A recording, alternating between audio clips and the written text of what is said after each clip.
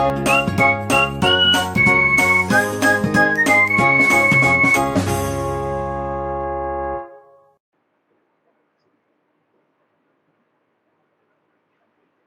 Everyone, welcome to my channel medico prime education. तो आज हमारा एक नया चैप्टर स्टार्ट हो रहा है और इसका पूरा प्लेलिस्ट आएगा ह्यूमन हेल्थ एंड डिजीज के बारे में। ठीक है, human health and disease class 12 का जो चैप्टर है, तो आज है हमारा लेक्चर नंबर 1 और इसमें हम लोग सारा ह्यूमन हेल्थ एंड डिजीज का पूरा जो कॉन्सेप्ट है, एक एक टॉपिक हम लोग डिस्कस करेंगे। बेसिकली आज के लेक्चर में हम लोग डिस्कस करेंगे इंट्रोडक्शन और इम्यूनिटी के बारे में। इम्यूनिटी टू बी स्पेसिफिक हम लोग आज डिस्कस करेंगे एक्वायर्ड इम्यूनिटी के बारे में। ठीक है, तो उससे पहले हम लोग देख लेते हैं कि चैप्टर में क्या इंपॉर्टेंस है चैप्टर का। इस चैप्टर का इंपॉर्टेंस है अप्रोक्स 4 क्वेश्चन, बहुत ज्यादा इंपॉर्टेंट है। और सबसे ज्यादा इंपॉर्टेंट टॉपिक की बात करें तो ये ड्रग्स एंड अल्कोहल अब्यूज है। ठीक है, कैंसर से, एड्स से एक क्वेश्चन आ सकता है, कैंसर से भी एक क्वेश्चन आ सकता है और इससे भी एक क्वेश्चन आ सकता है। ये तो हमारे डेली डेली यूज के लिए भी काम आ सकता है। ठीक है, अगर किसी भी तरह का कुछ एक्स्ट्रा अच्छा क्वेश्चन बनाना हो तो इस चैप्टर से बन सकता है। डिटेल्ड, अगर डिटेल में जाके एग्जामिनर अगर जाना चाहता है और क्वेश्चन बनाना चाहता है तो इस केस में ये चैप्टर बहुत इंपॉर्टेंट है। ठीक है, बहुत बहुत ज्यादा इंपॉर्टेंट हो जाता है। ड्रग्स एंड अल्कोहल अब्यूज के लिए नो डाउट इसके लिए डिटेल में नहीं जाना है, लेकिन इंट्रोडक्शन, इम्यूनिटी, एड्स और कैंसर, एड्स और कैंसर का ऑलरेडी वीडियो अपलोड है, लेकिन मैं इसमें और अच्छे से स्लाइड्स के थ्रू आपको मैं यहाँ पर मैं डिस्कस करूंगा आने वाले लेक्चर में। ठीक है, तो सबसे पहले जो ये है हमारा ह्यूमन हेल्थ एंड डिजीज में, तो पढ़ना क्या है, इंट्रोडक्शन। पहला लेक्चर हमारा रहेगा इम्यूनिटी पे। ठीक है, इस पे भी एक्वायर्ड इम्यूनिटी के बारे में डिस्कस करेंगे। ठीक है, सब आज, बेसिकली आज। ठीक है, चलो, तो सबसे पहले इंट्रोडक्शन में हम लोग देख लेते हैं कि जैसे कि सबसे पहले बात करें कि अर्ली ग्रीक्स जैसे कि हिप्पोक्रेट्स वगैरह जो थे, और इंडियन आयुर्वेदा सिस्टम क्या मानता था। Indian Ayurveda system of the medicine ये मानता था कि जो पर्सन है वो ब्लैक वाइल है, जो मतलब ब्लैक वाइल है वो belong to the hot personality, और उसके पास क्या वो, और वो क्या एक्वायर करेगा, फीवर। ठीक है, लेकिन this idea was arrived at by pure reflective thought. मतलब ये आइडिया टोटली डिस्क्रिप्टिव नहीं था। लेकिन अब उसके बाद क्या हुआ, जब विलियम हार्वे आया, अब विलियम हार्वे ने एक एक्सपेरिमेंट किया जिसमें वो नॉर्मल बॉडी टेम्परेचर को दिखाया। ठीक है, और उसने बताया कि person with a black bile using thermometer disprove the good humour hypothesis of health. ठीक है, ऐसा बहुत दिनों से चला आ रहा था कि health for a long time was considered state of the body and mind where there was a balance of certain humours. ठीक है, तो ये ह्यूमर्स भी ना बहुत तरह का होता है, इतना ह्यूमर्स पे हम लोग को जाना नहीं है। हम लोग को बस इतना देखना है कि विलियम हार्वे जो होता है वो क्या कर ले, एक्सपेरिमेंटली डेमोन्स्ट्रेट किया नॉर्मल बॉडी टेम्परेचर को, उसने क्या बोला। और उसने मेन चीज, इंपॉर्टेंट क्वेश्चन इससे ये बनता है कि ये क्या डिस्प्रूव किया, good humour hypothesis of health. Good humour hypothesis of health को इसने डिस्प्रूव किया है। ठीक है, तो इसमें ये क्वेश्चन बनता है। तो यहाँ पे मैं क्या करूंगा, जैसे जैसे मैं स्लाइड शेयर करूंगा वैसे वैसे आप नोट्स बनाना इसका। ठीक है, तो वो ज्यादा इंपॉर्टेंट और ज्यादा अच्छा रहेगा और रिवीजन करने में भी आसानी रहेगा, है ना। तो जहां जहां मैं अलग अलग कलर से मैंने हाईलाइट किया है, तो वहां वहां तुम लोग वहां पे देख लेना एक बार, वहां तुम लोग भी हाईलाइट कर लेना। ठीक है, तो ये है हमारा। अब हम लोग चलते हैं नेक्स्ट, अगर बात करें नेक्स्ट में हेल्थ क्या है, what is the definition of health. इस पे बहुत सारा विवाद चला है स्टार्टिंग में। ठीक है, हेल्थ, व्हाट इज हेल्थ। ठीक है, अगर हम लोग देखो थोड़ा सा उस पे जाते हैं, इस पे एक मिनट रुक जाओ, थोड़ा सा उस पे हम लोग जाते हैं।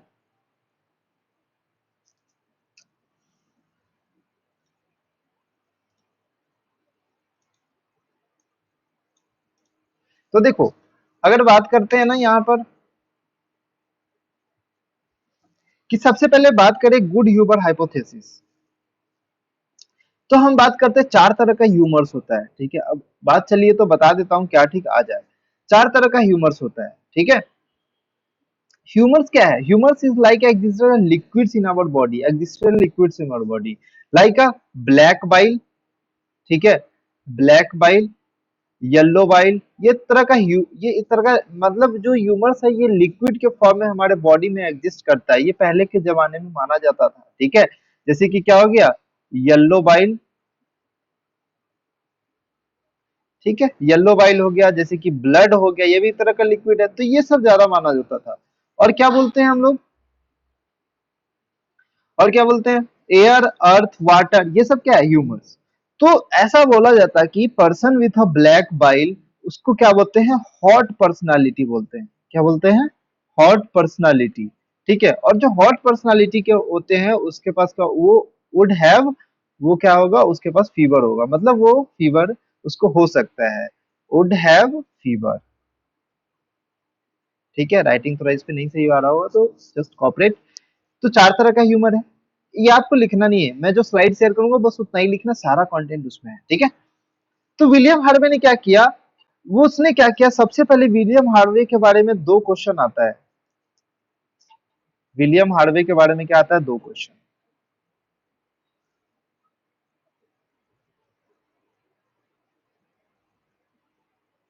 विलियम हार्वे के बारे में दो क्वेश्चन अगर बात करते हैं तो ये क्या किया, डिस्कवर्ड ब्लड सर्कुलेशन, ठीक है। इसने ब्लड सर्कुलेशन डिस्कवर किया, एंड इसने क्या किया, डिसप्रूव गुड ह्यूमर हाइपोथेसिस, ठीक है। ये दो क्वेश्चन इंपॉर्टेंट है। अब बात करते हैं हेल्थ।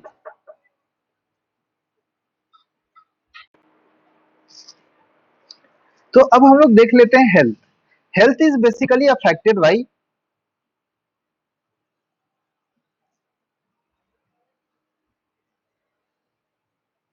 हेल्थ।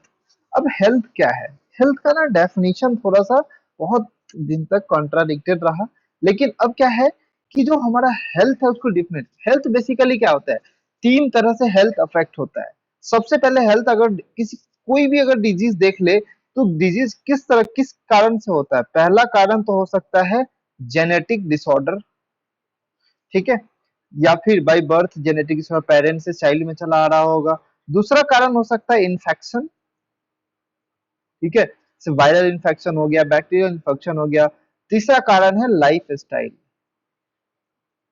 तीसरा है लाइफ स्टाइल। तो ये सब सारा रीजन है कि हेल्थ अफेक्ट हो सकता है। जैसे कि हम लोग लाइफ स्टाइल में अलग अलग तरह का पानी पीते हैं, वाटर, ठीक है, खाना खाते हैं, रेस्ट करते हैं, एक्सरसाइज बॉडी को नहीं हुआ तो इस सब के कारण हेल्थ अफेक्ट हो सकता है, ठीक है।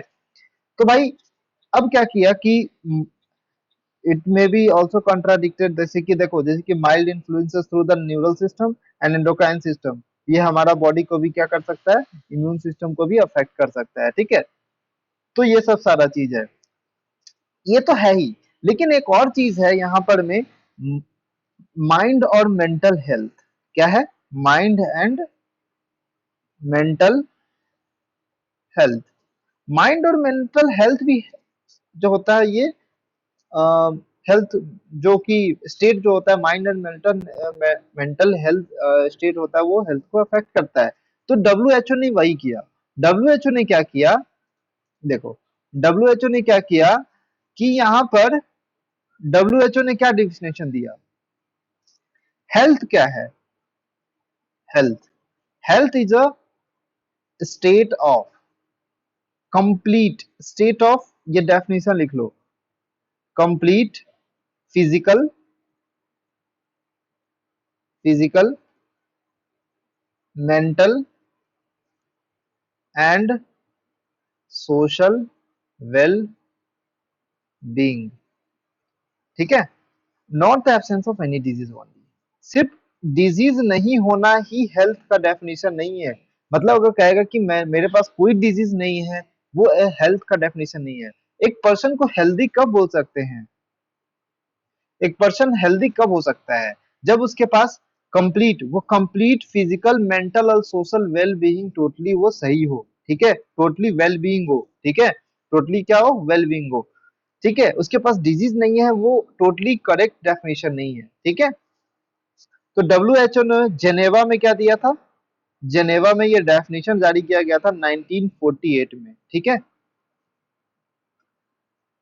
आगे बात समझ में? तो यही सारा कुछ इस पे लिखा हुआ है, ठीक है।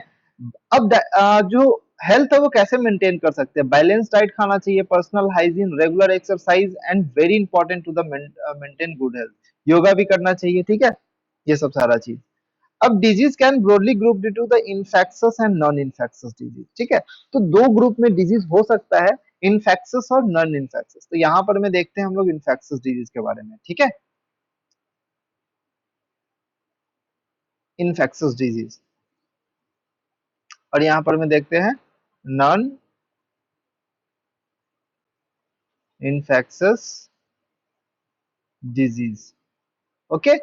So basically what is infectious disease? नाम से पता चलता है, it is a communicable disease, it is a communicable disease, it is a communicable disease. मतलब ये क्या होता है? ऐसा डिजीज जो एक पर्सन से दूसरे पर्सन के थ्रू ट्रांसमिट हो, ठीक है। जैसे कि वायरल डिजीज हो गया, ठीक है, कॉमन कोल्ड हो गया, हेपेटाइटिस बी हो गया, एड्स हो गया, या तो फ्लूइड के मीडियम से ट्रांसपोर्ट हो, या फिर एयर के, या फिर कोई कोई भी ऐसा मीडियम हो जिससे थ्रू जो डिजीज हो वो ट्रांसमिट हो सकता है, ठीक है। इसमें एनसीईआरटी ने ये बताया है कि एड्स जो है, AIDS is the fatal infectious disease, AIDS is a fatal infectious disease, ठीक है। AIDS is a fatal infectious disease. Non infection में क्या है? जो not transmitted, which is not transmitted from one person to another person, उसको बोलते हैं non infectious या non communicable. This is non communicable, it is non communicable. जैसे कि एलर्जी को देख लो, डायबिटीज हो गया, ठीक है। इसमें भी एनसीईआरटी ने एक पॉइंट लिखा है कि यहाँ पर कैंसर जो है, cancer, it is a major non infectious disease, it is a major non infectious disease, ठीक है। तो ये है इन्फेक्शस और नॉन इन्फेक्शस डिजीज के बारे में डिफरेंस, ठीक है। तो ये समझ में आ गया। तो ये सारा चीज यहाँ पॉइंट में लिखा हुआ है, बट ये पॉइंट में न लिख के यहाँ पर मैं डिफरेंस करके लिख लो, जैसे मैं बताया हूँ, वीडियो को पीछे करके फिर आगे आ जाओ, ठीक है। चलो, नेक्स्ट है इम्यूनिटी। अब जो हमारा मेन टॉपिक है इम्यूनिटी, ये बहुत इंपॉर्टेंट है, इसमें से कम 2-3 क्वेश्चन आ सकते हैं। और इसमें क्या है कि अपन को क्या देखना पड़ता है? स्टेटमेंट वाइज क्वेश्चन, डेफिनेशन और एग्जाम्पल, ठीक है, सारे चीज का। तो बहुत इंपॉर्टेंट है। आज हम लोग बस इन्नेट इम्यूनिटी डिस्कस करेंगे, ठीक है, एक्वायर्ड अगले में डिस्कस करेंगे, है ना। आज हम लोग बस इन्नेट इम्यूनिटी डिस्कस करेंगे, एक्वायर्ड यहाँ लिख दिया तो सॉरी फॉर दैट। आज हम लोग क्या डिस्कस करेंगे?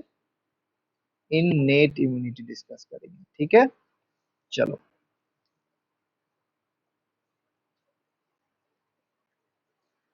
डिस्कस कर लेते हो। हाँ, तो हम लोग बात करते हैं इम्यूनिटी का। इम्यूनिटी का डेफिनेशन क्या होता है basically? Anyone guess the immunity का definition? Comment down in the comment section if you know, okay. So basically immunity, immunity क्या होता है कि जो हमारे बॉडी में ऑलवेज कोई ना कोई बैक्टीरिया होता है या फिर वायरस होता है, वो अटैक करता रहता है। बट कभी सोचा है कि ऑल द टाइम हम लोग बीमार क्यों नहीं पड़ते? ठीक है, बहुत सारा बैक्टीरिया आसपास सराउंडिंग में है, वायरस है सराउंडिंग में, बट हमें अफेक्ट नहीं हो पा रहा क्योंकि हमारा बॉडी जो है कंटिन्यूअसली उस बैक्टीरिया या वायरस को किल कर रहा है, ठीक है। तो डेफिनेशन यहीं से आ रहा है। डेफिनेशन, अब हम सभी लोग, कोविड हुआ था तो इम्यूनिटी बढ़ाने के लिए बहुत सारा चीज हम लोग पीते थे, जैसे काढ़ा वगैरह पीते थे, क्या क्यों? क्योंकि इम्यूनिटी बढ़ेगा, ठीक है।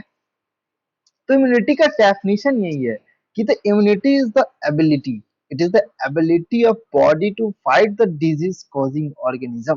डिजीज कॉजिंग ऑर्गेनिज्म मतलब वायरस हो सकता है, बैक्टीरिया हो सकता है, ठीक है, या फिर फंगस हो सकता है, हेलमेंथिक डिजीज हो सकता है, ठीक है। तो ये सब सारा चीज होता है ना, उसको क्या बोलते हैं? इम्यूनिटी, है ना। इम्यूनिटी को हम लोग दो फर्दर कैटेगरी में डिवाइड करते हैं, इसको बोलते हैं इनेट या नॉन स्पेसिफिक, और एक्वायर्ड होता है जिसको बोलते हैं स्पेसिफिक, ठीक है। तो आज के वीडियो में हम लोग क्या बात करेंगे बेसिकली, आज के वीडियो में हम लोग बात करेंगे इननेट के बारे में। ठीक है, इसके बारे में बात करेंगे और इसके बारे में अगले लेक्चर में बात करेंगे डिटेल में, एक लेक्चर में। ठीक है, चलो। तो देखो कि इननेट इम्यूनिटी का मतलब होता क्या है। अगर अच्छे से देखो कि यहाँ पर हम बात करें कि, तो डेफिनेशन सबको क्लियर हो गया इम्यूनिटी का, है ना। चलो देखो, तो सबसे पहले बात करते हैं net immunity. It is a type of non, it is a non specific type of defence. Immunity is like a defence. ठीक है, immunity is like a defence. तुम्हारे पास एक पावर है, तुम बहुत सारे बैक्टीरिया वायरस से लड़ रहे हो ताकि तुम्हें कोई डिजीज ना हो। ठीक है, it is a non specific type of, मतलब देखो ये नॉन स्पेसिफिक है। सोचो ये कब ओरिजिनेट हुआ, at the time of the present, at the time of the birth. ठीक है, तो इम्यूनेट इम्यूनिटी जो होता है वो बर्थ के टाइम से ही चला होता है। ठीक है, ये और ये non specific type of defence है। आगे बात समझ में। तो देखो तुम्हारे पास एक एक्वायर्ड होगा। तुम एक एग्जांपल सोचो कि तुम्हें जो चीज, मान लो जो चीज तुम्हें, जैसे कि एक दो एग्जांपल है, जैसे दो कंडीशन है। पहला कंडीशन तो ये है कि तुम्हें कुछ चीज सामान की, तुम्हें अपने लाइफ में ना बहुत कुछ करना है। ठीक है, तुमने जिंदगी, तुम्हें जब तुम्हारा बर्थ हुआ, तुम 4-5 साल के हुए, तुम्हें बहुत सारा दिमाग में आएगा कि हाँ बहुत सारा चीज करना है लाइफ में, ये बनना है, वो बनना है, ये बिजनेस करना है, वो बिजनेस करना है। लेकिन जब तुम्हें क्लास 12th में तुम साइंस ले लेते हो तो तुम्हें समझ में आता है, अच्छा हाँ यहाँ से हम डॉक्टर बन सकते हैं। ठीक है, तो ये क्या हो गया, एक स्पेसिफिक डायरेक्शन में तुम जा रहे हो। ठीक है, और ये क्या हो गया, एक तुम स्पेसिफिक डायरेक्शन, ये नॉन स्पेसिफिक डायरेक्शन, कुछ भी बनना है। ठीक है, स्टार्टिंग में क्या था, जन्म ले रहे हो तो 4-5 क्लास तक पढ़ो, कुछ भी बनना है, कुछ भी, हाँ बनना है, ये बनना है, वो बनना है, एक्सेप्ट कि हाँ दूसरों को डॉक्टर बनना होता है स्टार्टिंग से ही। वो चीज मैं नहीं कर रहा, मैं एक बात कह रहा हूँ, जनरल ओवरव्यू होता है सबका। ठीक है, तो ऐसे समझो कि जो इन्नेट इम्यूनिटी है वो क्या होता है, नॉन स्पेसिफिक टाइप का होता है।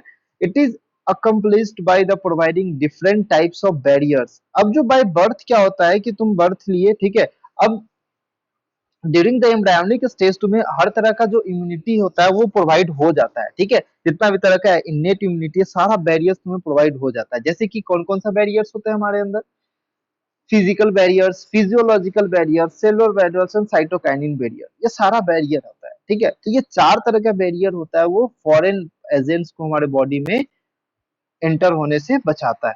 ठीक है, या फिर उसको किल करता है। तो सबसे पहला जो बैरियर है यहाँ पर, सबसे पहला बैरियर है इन्नेट इम्यूनिटी में, सबसे पहला बैरियर हम लोग क्या पढ़ते हैं, जल्दी बोलो, जल्दी बोलो, फिजिकल बैरियर, फिजिकल बैरियर। ठीक है, अभी कुछ मत देखो, एनसीईआरटी पे भी मत देखो, जब मैं इम्यूनिटी पूरा खत्म कर दूंगा तो एक बार एनसीईआरटी को पढ़ना, पूरा कॉन्सेप्ट क्लियर हो जाएगा, एनसीईआरटी का लाइन टू लाइन समझ में आ जाएगा। ठीक है, चलो, फिजिकल बैरियर नेक्स्ट है, फिजियोलॉजिकल बैरियर। ठीक है, तीसरा है कौन सा बैरियर, सेलुलर बैरियर। ठीक है, नेक्स्ट है साइटोकाइनिन। तो ये चार बैरियर है, नाम से पता चल रहा है फिजिकल बैरियर। चलो पहले तो मैंने क्या करता हूँ, इसको पहले अच्छे से खाली से स्लाइड में बताता हूँ आपको एक एक बैरियर, उसके बाद मैं आपको पढ़ के बता दूंगा। ठीक है, देखो सबसे पहला अगर बात करते हैं फिजिकल बैरियर के बारे में,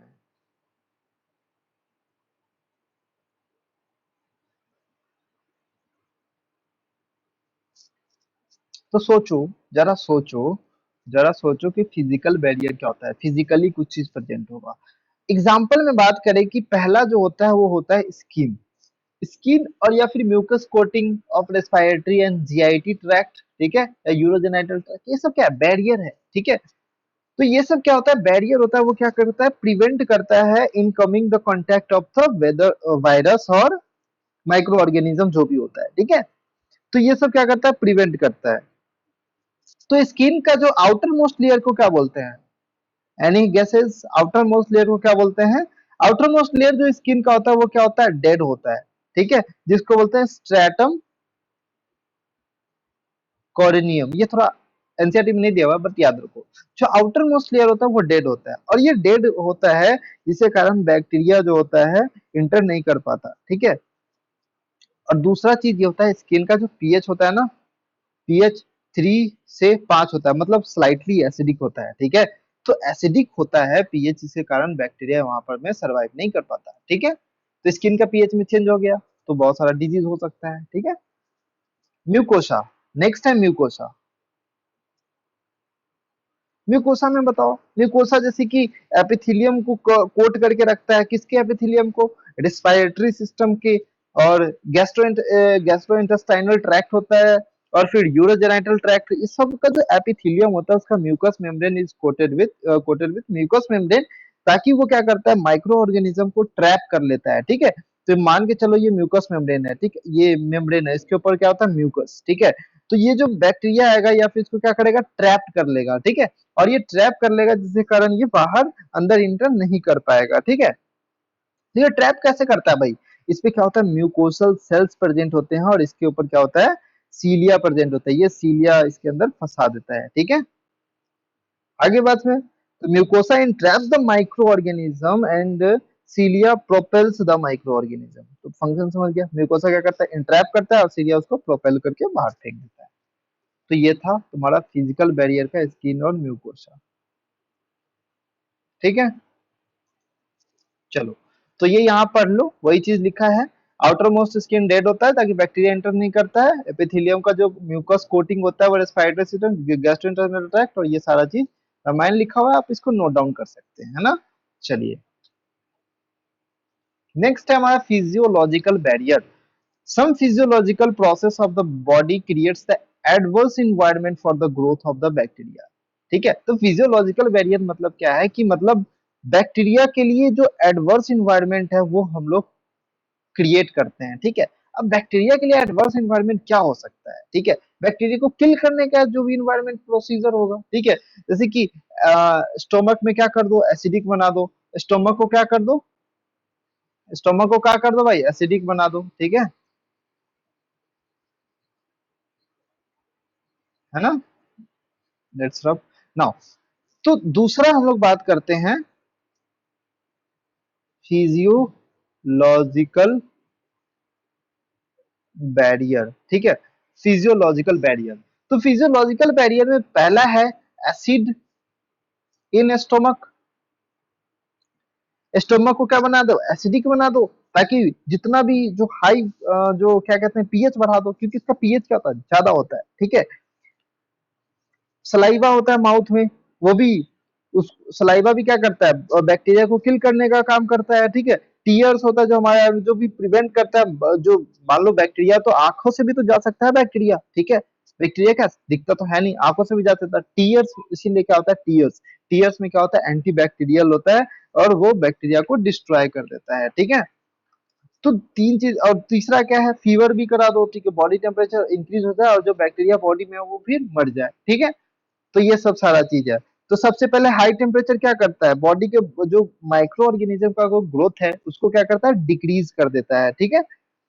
बॉडी का पीएच है जैसे कि ओरल कैविटी में, स्टोमक में, वेजाइना में, सबको क्या करता है इनहिबिट करा देता है, ठीक है। अगला है सिक्रीशन। सिक्रीशन में जैसे कि बॉडी टेम्परेचर, सीबम, जैसे कि लाइसोजाइम, क्या प्रेजेंट टीयर्स में क्या प्रेजेंट होता है लाइसोजाइम्स, ये सब क्या करता है बैक्टीरिया को क्या करता है ये डेड कर देता है, ठीक है, मार देता है बैक्टीरिया को। तो फीवर हो गया, पीएच हो गया, सिक्रीशन हो गया।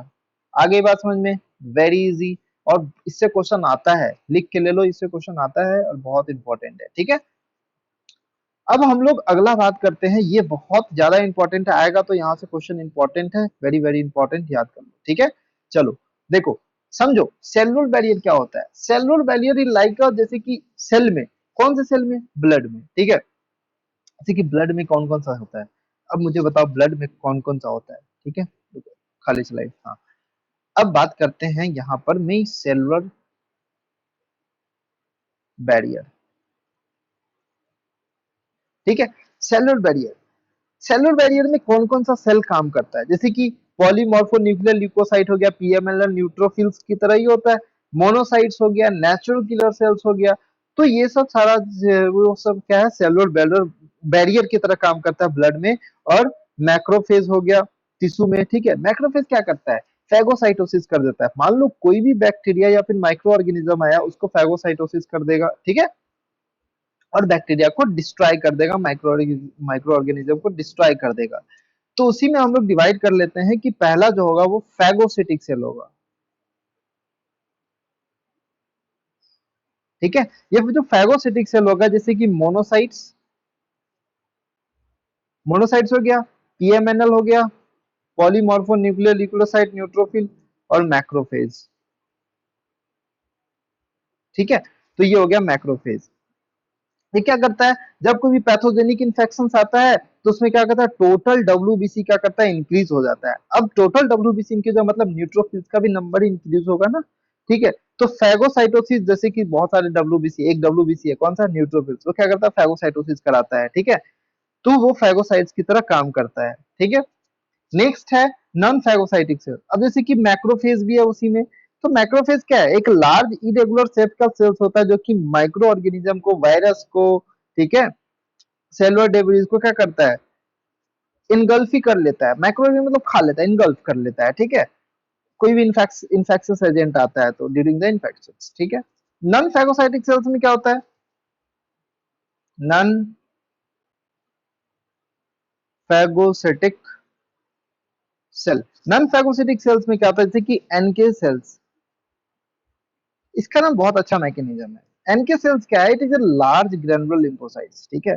नेचुरल किलर सेल्स क्या करता है, वायरस को किल करता है, ठीक है। नेचुरल किलर नाम से ही पता चलता है, वो वायरस को किल करता है। Virus kill the virus infected cells and tumour cells of the body by creating perforins line perforce in the plasma membrane target cells, ठीक है। तो क्या करता है, देखो कि ये है बाहर का माइक्रो ऑर्गेनिज्म, ठीक है। अब इस माइक्रो ऑर्गेनिज्म पे कौन एक्ट किया, एनके सेल्स, ठीक है। अब इस पे क्या किया, ये मान लो एनके सेल्स है, ठीक है। ये एनके सेल्स है, ये इस पे एक्ट किया। तो इस पे ये क्या बनाता है, छोटा छोटा पोर्स बना देता है, ठीक है। अब इस पे क्या बनाता है, ये छोटा छोटा पोर्स बना देता है, ठीक है। इस पे क्या बनाता है, छोटा छोटा पोर्स बना देता है, और इसके अंदर पूरा वाटर भर जाता है, ठीक है। इसके अंदर वाटर इंटर कर देता है, और इसका स्वेलिंग हो जाता है। क्या करता है, इसका स्वेलिंग कराने के बाद ये क्या होता है, ब्रस्ट हो जाता है, ठीक है, ब्रस्ट हो जाता है। आगे बात समझ में, ये सोलर वैल्यूर का काम हो गया। बैरियर, बैरियर में क्या क्या आएगा, फैगोसिटिक सेल में मोनोसाइट्स आएगा, पीएमएनएल आएगा, और क्या आएगा, मैक्रोफेज आएगा। दूसरा क्या आएगा, नॉन फैगोसिटिक सेल में एनके सेल आएगा। तो ये एग्जांपल इस तरह से याद रखो, है ना। चलो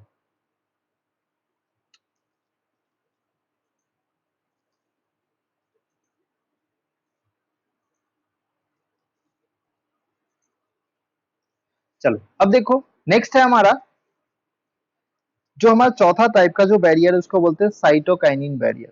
क्या बोलते हैं उसको, साइटोकाइन बैरियर, ठीक है। इसको क्या बोलते हैं, साइटोकाइन बैरियर। तो साइटोकाइन बैरियर इज द, क्या है, देखो मान लो कोई सेल्स वायरस से अफेक्टेड हो गया, ठीक है। जैसे कि मान लो ये जो सेल है, ठीक है, मान लो ये सेल है, ये वायरस अफेक्टेड हो गया, ठीक है। अब ये वायरस अफेक्टेड सेल है, तो ये वायरस अफेक्टेड सेल क्या करेगा, एक प्रोटीन सिक्रीट करेगा। कौन सा प्रोटीन सिक्रीट करेगा, ये इस तरह का प्रोटीन सिक्रीट किया, इसको बोलते हैं इंटरफेरॉन्स। ये बहुत जबरदस्त चीज है, पता है तुम्हें। ये इंटरफेरॉन्स जो होता है, ये इंटरफेरॉन्स क्या करता है, ये इंटरफेरॉन्स प्रोटेक्ट करता है नॉन इन्फेक्टेड सेल्स को फ्रॉम फर्दर। अब यहाँ पे बहुत सारा वायरस है, ठीक है, बहुत सारा वायरस है। अब इस वायरस से प्रोटेक्ट करता है। अब ये वायरस इस सेल को इफेक्ट कर रहा है, लेकिन ये वायरस सेल जो दूसरे, अब जो दूसरे जो सेल है, ये नॉन इन्फेक्टेड है, ठीक है, ये नॉन इन्फेक्टेड है, ये इन्फेक्टेड है। तो ये इन्फेक्टेड सेल क्या प्रोड्यूस करेगा, इंटरफेरॉन्स। ये इस पे एक्ट करेगा, और इसको नॉन इन्फेक्टेड सेल पे एक्ट करेगा, और इन्फेक्टेड सेल से और क्या करेगा, इन्फेक्शन से बचाएगा, ठीक है। तो ये इसका प्रोसेस चलता है। तो जो इंटरफेरॉन्स है, ये एंटीवायरल प्रोटीन इसको बोलते हैं। तो इसका एग्जाम्पल क्या हो जाएगा, इंटरफेरॉन्स। एग्जाम्पल में ऐसे ही क्वेश्चन ऐसे ही बनेगा, which of the following is a cytokinin barrier, interferons, ठीक है। तो interferons is a antiviral, antiviral protein. ठीक है, तो ये सारा मैकेनिज्म है इसका। ठीक है ना, चलो देख लो ये स्लाइड इसका कहाँ गया। देखो, ये साइटोकाइनिन बैरियर हो गया, और ये हो गया तुम्हारे पास इम्यूनिटी का, और ये हो गया तुम्हारे पास सेलुलर बैरियर। तो इसमें सारा चीज लिखा हुआ है ना, मैक्रोफेज हो गया, न्यूट्रोफिल्स हो गया, सारा एग्जांपल, मैक्रोफेज का डेफिनेशन, रिफॉर्म्स, ठीक है, और नॉन फैगोसिटिक सेल्स का डेफिनेशन, और इसके बाद सारा चीज है इसमें। तो आप इसको प्रोसेस इस पे लिखा हुआ है, तो आप इसको as it is note down कर लो। ठीक है, चलो नेक्स्ट इज साइटोकाइनिन बैरियर।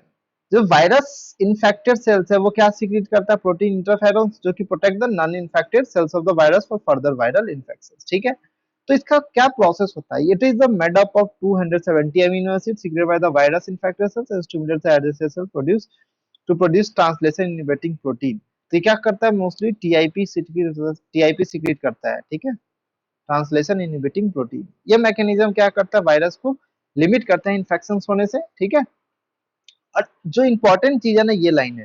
ठीक है, ये जो अल्फा इंटरफेरॉन्स होता है, ये इम्यून सिस्टम पे एक्ट करता है, डिस्ट्रॉय ट्यूमर्स। इसीलिए अभी जो कैंसर होता है, कापोसी सार्कोमा एड्स पेशेंट में देखने को मिलता है, उसमें ये इस पे कुछ सक्सेस इसमें मिला है ट्रीट करने को। ठीक है, तो अल्फा इंटरफेरॉन्स के बारे में ये याद रखना है ना। चलो, तो गाइज ये था हमारा पूरा लेक्चर किस पे, इम्यूनिटी पे। अब इम्यूनिटी का एक, इम्यूनिटी थोड़ा सा लंबा टॉपिक है, चलता है अच्छे से समझना पड़ता है इम्यूनिटी को। ठीक है, थोड़ा सा एग्जांपल, बाहरी क्षेत्र का भी एग्जांपल लेके समझाना पड़ता है ना। आई होप आपको ये वीडियो अच्छा लगा होगा। इम्यूनिटी का जो पहला पार्ट है वो हमारा डन हो चुका है, और हम लोग अगले पार्ट में, नेक्स्ट पार्ट में हम लोग डिस्कस करेंगे इम्यूनिटी का अगला पार्ट। ठीक है, लेक्चर नंबर 2 में। तब तक के लिए पढ़ाई करते रहे। All the best, thank you so much.